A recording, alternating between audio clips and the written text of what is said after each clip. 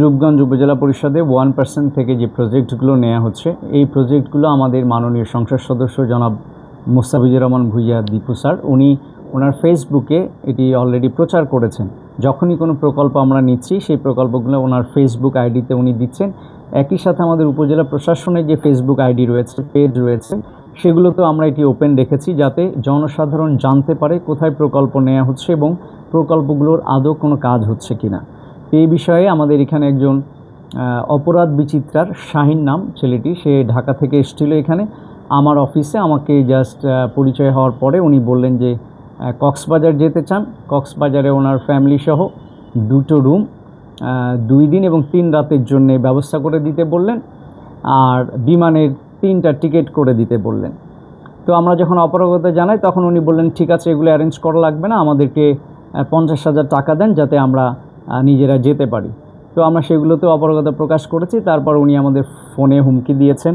ফোনে আমাদের যে হুমকিটি দিয়েছেন এখানে দেখেন লেখা আছে যে আপনি কোথাকার কোন তালেবার, আপনাকে আমরা দেখে নিব এবং 1 সপ্তাহের মধ্যে আপনি বুঝতে পারবেন আমাদের সাথে আমাদের কথা না শোনার ফলাফল কী।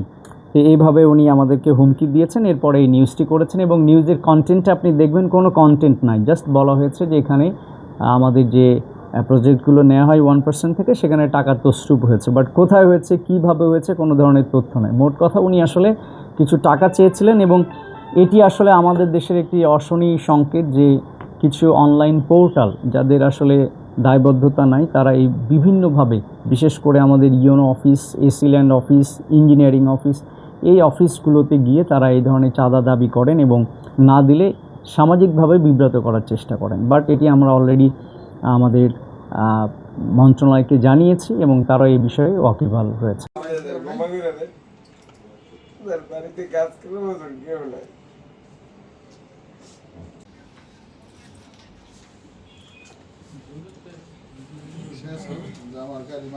কাজ দ্বারা অনুযায়ী তোমাকে 6 মাসের বিনাশ্রম কারাদণ্ড দিলাম।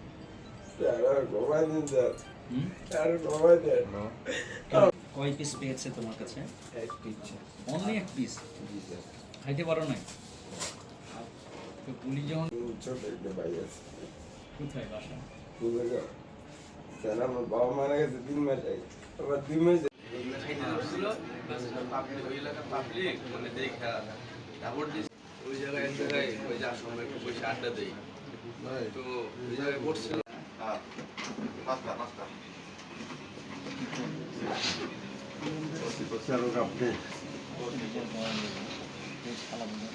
সবাই ডাকে স্যার, বাবা মা বড় ভাই বোন সবাই পাতো স্যার।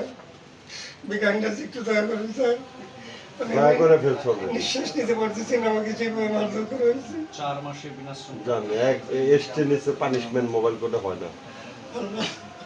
কমেডি সামনে ভাবছিলাম যে স্যার না দয়া করছে সারা বিষয়ে